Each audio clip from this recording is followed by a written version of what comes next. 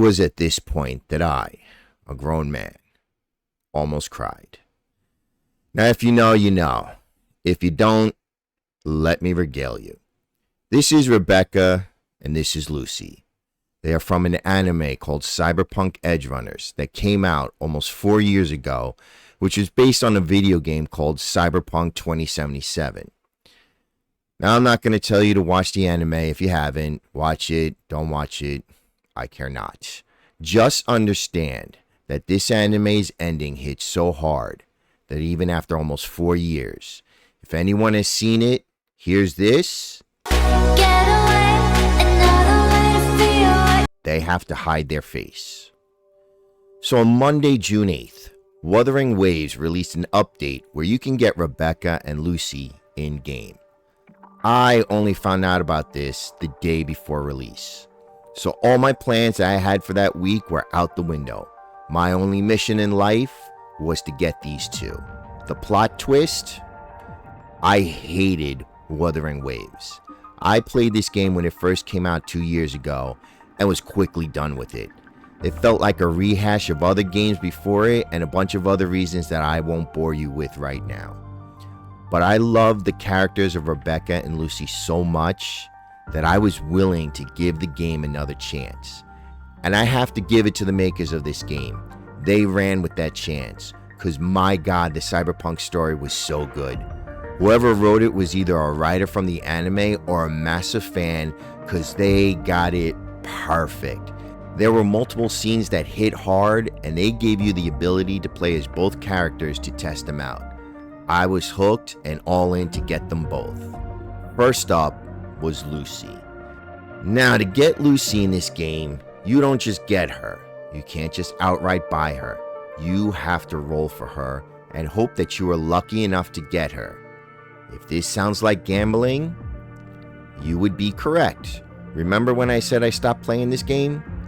But I love Lucy, so I was going to try. Yeah, they got me.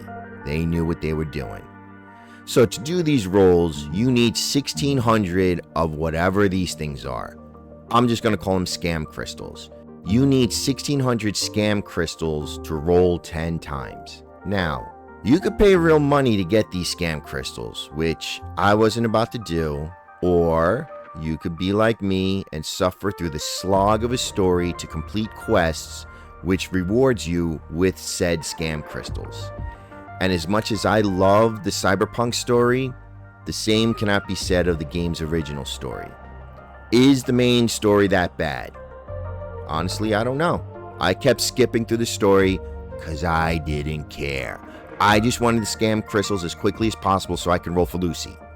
And even though I kept skipping the story, it still took me 10 to 12 hours to get enough of these stupid crystals just to do a 10 roll.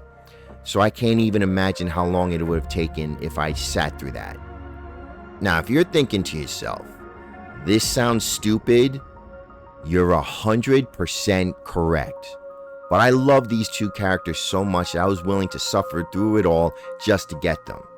Now, luckily, they gave you Rebecca for free if your account level was 10 or over, because if I had to go through all this for both of them, I probably would have ended up in an insane asylum, because there were parts of the story where they forced you to sit through.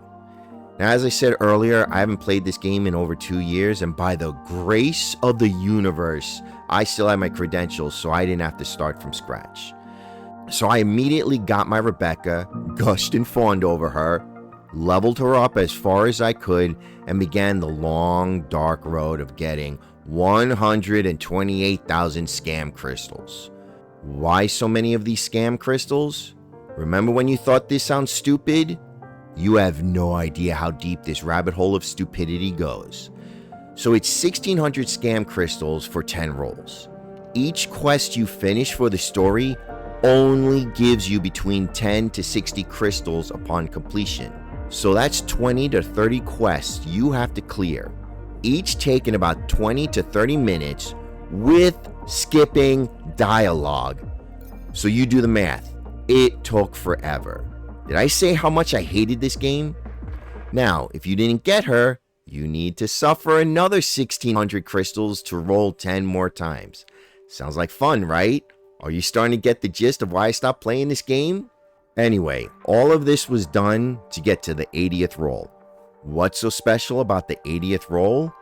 If you are unlucky, which of course I was, and you don't get the character in the first 70 rolls, you hit their pity system, where they pity you for suffering through this nonsense, and you get a 50-50 chance to get the character you want. So it was a 50% chance to get Lucy, or 50% chance to get some other character that I couldn't have cared less about, and probably would have thrown my PS5 out the window if I didn't get Lucy. Yes, it is as stupid as it sounds. I did tell you I hated this game. Thankfully, the universe was kind to me, and after 5 straight days of grinding, 10 to 12 hours a day, I got Lucy. Now, if you were paying attention, which I know you weren't, and I wouldn't blame you, you were probably thinking, if this anime is based on a video game, why don't you just play the video game instead? I'm glad you didn't ask. Cyberpunk Edgerunners, the anime, takes place a year before the events in the video game, so they're not in the game. You can do PC mods to play as Rebecca or Lucy, but the game is in first-person view, so you never get to see the character models. So even though I don't like Wuthering Waves, it's the only game out there that lets you play as Rebecca or Lucy. Let me correct that. I hate the game when I can't use Rebecca or Lucy. Those two are actually fun to play as. The other characters, not so much. And when you're trying to get through the story just to get these scam crystals and they force you to use other characters that you don't care about? So what does any of this have to do with Supergirl? While I was slowly losing my mind grinding scam crystals, I kept my sanity by watching streamers like Ginny TTY, a bunch of Appalachian horror stories, and a lot of the Y-Files. But I also watched Nerdrotic, Critical Drinker, and Heel vs. Babyface.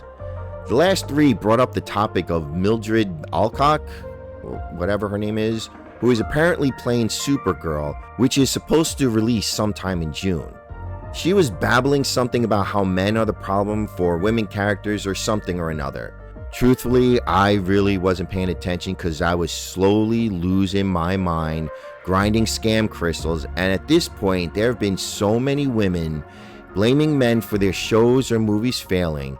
That is just becoming so much noise now, to the point that I can't force myself to care or research about what she was really complaining about. Which the Supergirl movie hasn't even come out yet, and she's already complaining about how it's all men's fault.